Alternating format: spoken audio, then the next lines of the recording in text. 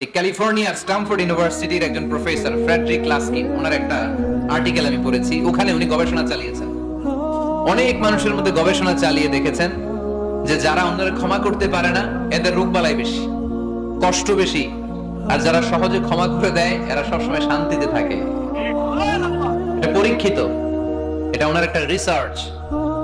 এরপর আমেরিকাতে একটা স্টেট আছে ম্যাসাচুসেট, এই ম্যাসাচুসেট জেনারেল হসপিটালে একজন পৃথিবী বিখ্যাত সাইকিয়াট্রিস্ট বসে, মনোবিজ্ঞানী, নাম হচ্ছে প্রফেসর হারবার্ট বেনসন। এই হারবার্ট বেনসন উনিও ওনার সব রোগীদেরকে দিয়ে একটা ফর্ম পূরণ করায়, সেখানে উনি কিছু কোশ্চেনার ছুড়ে দেয়, প্রশ্ন করে আর উত্তর নেয়। পরে জরিপ করে উনি দেখতে পেয়েছে ওনার যে সমস্ত রোগীরা মনের ভিতরে রোগ, এই রাগ, এই ক্ষোভ, এই হিংসা বিদ্বেষ এগুলো অন্তরে পুষে রেখেছে, এদের স্ট্রোক করার এবং হার্ট অ্যাটাক করার রেটিংটা বেশি, এরা মেন্টাল স্ট্রেসে ভোগে বেশি। আর যারা সহজে ক্ষমা করে দেয়, মাফ করে দেয়, এদের মধ্যে এই রোগ বালাই নাই। যেরকম সুবহানাল্লাহ, ওয়াল আফিনা আনিন নাস। আজকে থেকে আমরা মানুষের ক্ষমা করে দিব। কারো জন্য অন্তরে কোনো হিংসা বিদ্বেষ পুষে রাখা যাবে? অনেকে এগুলো ভুলতে চায় না, পেলে পুষে বড় করে, আর ভিতরে খালি জ্বলে। ভিতরে কি করে? এই জ্বালাও পোড়াও আমরা বয়ে বেড়াতে চাই না। মুসনাদে আহমদ ইবনে হাম্বলের হাদিস, চমৎকার একটা ঘটনা। কানগুলো খরগোশের কানের মতো খাড়া করে শুনেন। আল্লাহ রাসূল সাল্লাল্লাহু আলাইহি ওয়াসাল্লাম কোন একটা মজলিসে একজন আনসারী সাহাবীর ব্যাপারে ঘোষণা দিল, বলল এখন যে সাহাবী এসে বসবে সে সাহাবী জান্নাতি। আনসারী সাহাবী এসে বসলো, সবাই তো অবাক, আমাদের কারো ব্যাপারে বিশ্বনবী এই কথা বলল না, এই আনসারী সাহাবী জান্নাতি। আবার কয়েকদিন পরে আরেকটা মজলিসে বিশ্বনবী আবার ঘোষণা দিলেন, এই মুহূর্তে এমন একজন সাহাবী এসে এইখানে বসবে, এই সাহাবীটা জান্নাতি। সবাই খেয়াল করে দেখলো, আগের মজলিসে যেই লোকটাকে বিশ্বনবী জান্নাতি বলে ঘোষণা দিয়েছে, আজকেও ওই সাহাবী এসে ওই জায়গায় বসেছে।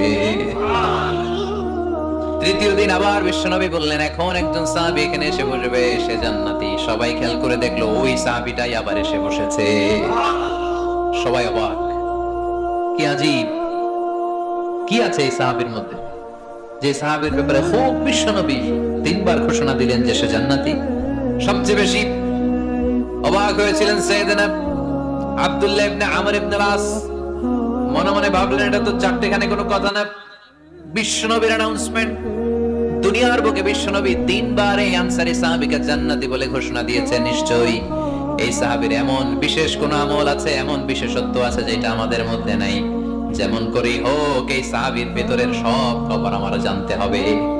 সাইয়েদনা আব্দুল্লাহ ইবনে আমর ইবনে আস একবার পরিকল্পনা করে ওই সাহাবীর বাড়িতে চলে গেলেন, যে বললেন, ভাই আমার আব্বার সাথে কয়েকদিন ধরে ঝগড়া, আমার ঘরে থাকতে মন চাচ্ছে না, তোমার বাসায় মেহমান হয়ে এসেছি, যদি তুমি অনুমতি দাও তোমার বাড়িতে 3 দিন মেহমান হয়ে আমি থাকতে চাই।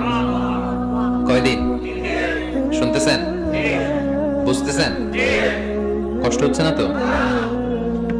ওই আনসারী সাহাবী বলে, আহলান ওয়া সাহলান, খুশ আমদেদ, এ আমার সৌভাগ্য, আমার মেহমান হয়ে আপনি থাকবেন, আসেন আমার ঘরে থাকেন, এই ঘরে আমি থাকি, আর এই ঘরটা মেহমান হিসেবে আপনারে দিয়ে দিলাম, থাকেন।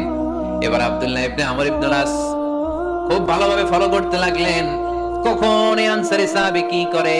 একদিন, 2 দিন, 3 দিন পর্যন্ত ফলো করার পরে সাইয়েদনা আব্দুল্লাহ ইবনে আমর ইবনে আস এমন কোন বিশেষ আমল এই সাহাবীর মধ্যে খুঁজে পায় নাই। 3 দিন গভীরভাবে পর্যবেক্ষণ, অবজারভেশনের পরে বিশেষ কোনো আমল ওনার চোখে পড়ে নাই। এবার 3 দিন পরে তো চলে যাবার পালা, ঠিক কিনা? এবার তিনি সোজা সাপটা আনসারী সাহাবীর কাছে যে ভিতরের কথা খুলে বলে ফেললেন, বললেন, ও ভাই, আসলে আমার বাবার সাথে এমন বড় কোনো ঝগড়া আমার হয় নাই, যে কারণে বাড়ি থেকে বের হয়ে তোমার মেহমান আমার হওয়া লাগবে, আমি বিশেষ এক উদ্দেশ্যে এসেছি। কি উদ্দেশ্য? আব্দুল্লাহ ইবনে আমর ইবনে আস এবার বলতে আরম্ভ করলেন, আমরা খেয়াল করেছি 3টা মজলিসে বিষ্ণু ইসা ইসলাম তোমাকে জান্নাতি বলে ঘোষণা করেছে, তাই আমি জানার জন্য এসেছি তুমি এমন কি আমল করো যে কারণে বিশ্বনবী ঘোষণা দিলেন যে তুমি জান্নাতি।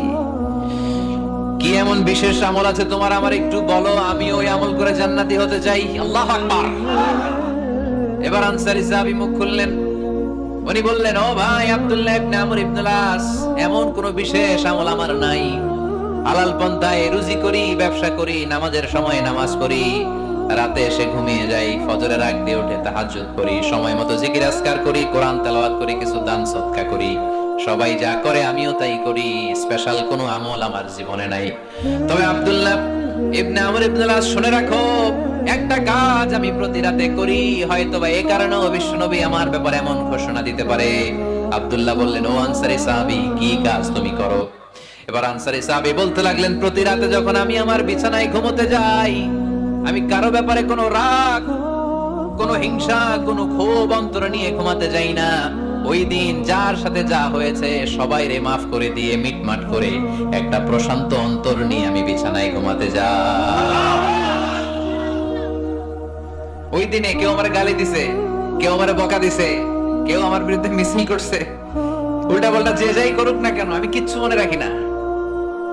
আবি ইলা ফিরাশি, আমি এমন ভাবে আমার বিছানায় যাই, ওয়ালাইসা ফি কলবি হিকদুন আলা আহাদ, এমন অবস্থায় আমি শুয়ে পড়ি যে আমার হৃদয়ে কারো ব্যাপারে, আমার হৃদয়ে কোনো ক্ষোভ নাই, কোনো হিংসা নাই, কোনো অহংকার নাই, সব রাগ ক্ষোভ ভুলে গিয়ে সবাইকে ক্ষমা করে দিয়ে আমি বিছানায় ঘুমাতে যাই। এজন্যই বিশ্বনবী এই সাহাবীকে তিনটা মজলিসের ভরা মজলিসের মধ্যে জান্নাতি বলে ঘোষণা করেছে। এই হাদিস থেকে শিক্ষা হলো, আমরাও যদি প্রতি রাতে বিছানায় ঘুমোতে যাওয়ার আগে সবাইরে মাফ করে দিয়ে মনের যত ক্ষোভ জ্বালা যন্ত্রণা আছে সব ভুলে যে বিছানায় ঘুমাতে পারি, এই সাহাবীর মতো আমাদেরকেও জান্নাতি হিসেবে কবুল করবে কে?